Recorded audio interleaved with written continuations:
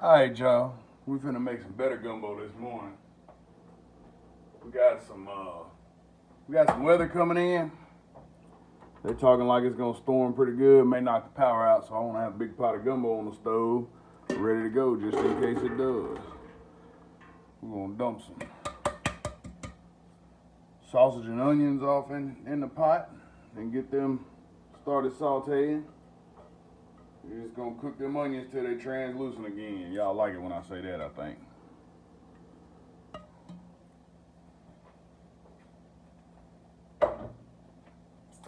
I got some chicken bones from some smoked chicken that my wife's grandma gave her. We're gonna throw it in here. We're gonna use the bones to make stock. We're gonna use the chicken in the gumbo. I'll get back with y'all in just a second. We got our sausage sauteing. Just kind of releasing the juices and cooking these onions. And it's smelling good already, y'all. We got some chicken stock over here cooking up, and all it is just the bones and the fat from that smoked chicken, bones and skin and stuff. I did throw a couple of bouillon cubes in there just to add a little extra flavor. I want it to be a strong stock because it's probably gonna get watered down some. And we're just gonna let this keep cooking and releasing juices. My wife's gonna kill me for banging on this pot, but these onions are sticking to my spoon. We got our stock cooked down and strained. Strained-ish. We still got some stuff in there, but it's alright. It's going in gumbo. It don't matter. It's chicken. We're gonna put a little flour in here, just about like when we were making sausage and gravy the other day.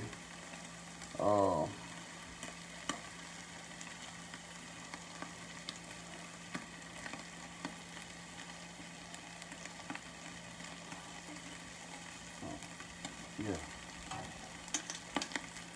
And we're gonna cook that up. Oh, it's sticking already. That's fine. Yeah. That's fine though. It's sticking a little bit. It'll be alright.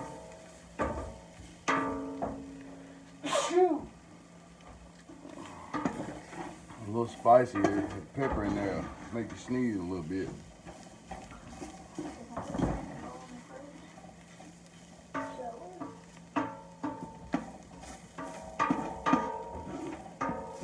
We're gonna try to scrape the bottom of this pan before that stuff burns on there. It ain't wanting to lift off very well. That's alright too.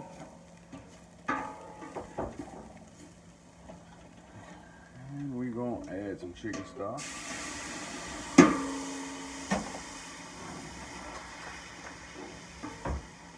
Y'all can't see that. I know y'all can't because I can't see it.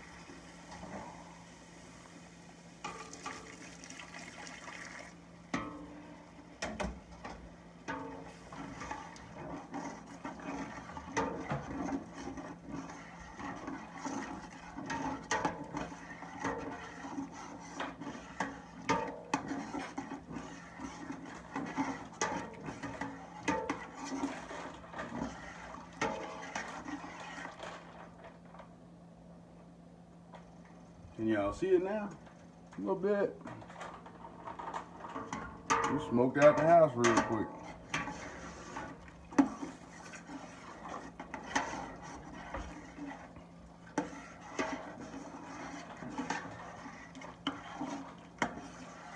I got some hot sausage in here, and I got some other seasoning that I'm probably gonna add. That's probably gonna spice it up here in a little bit.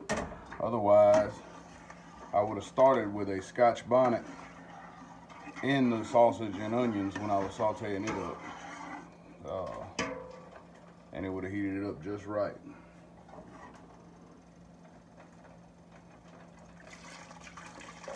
You put the rest of the stock in here.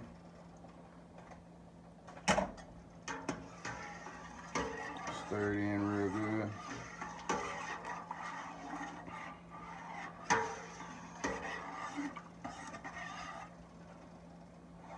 And you got a pretty good start to some gumbo right there. Add whatever kind of vegetables you want to. Okra. If you want to put tomatoes, that's up to you. It's your gumbo. You make it like you want to. I'm going to be adding some chicken here in a little bit. And some shrimp. We finna cheat on this gumbo a little bit now. Y'all see we got it started. We finna add some of this. What I did with it is I put it in a quart jar, added some water to it, filled the quart jar up. It calls for 6 cups. I put 4 quarts, obviously. 4 cups, that's what's in a quart. And I just shook it up really well because the stuff likes to clump up on me. And I don't like for it to clump up on me. And we're just gonna pour that right off in there.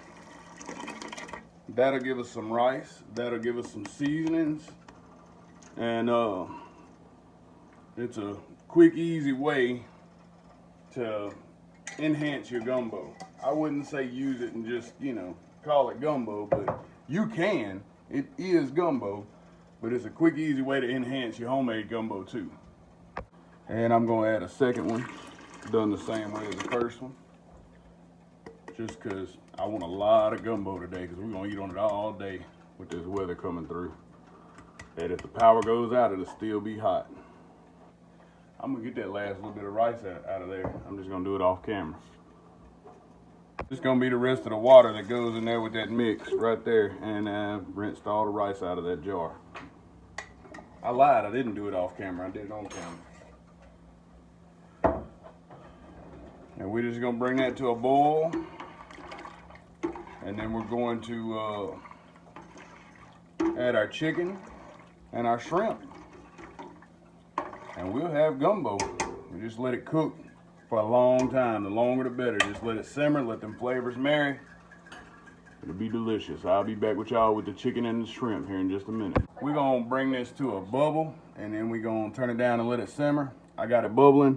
I'm gonna leave it bubbling for a few minutes. And I think I'm gonna cook some I'm gonna cook my shrimp like I did the shrimp scampi video, so it'll add a little jazz to my shrimp before I throw them in here. I'm finna go on and throw this chicken in here. I got it bubbling still.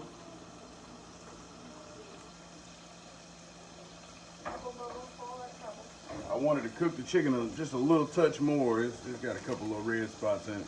My wife's grandma did not cook it. She just gave it to me. Somebody else gave it to her.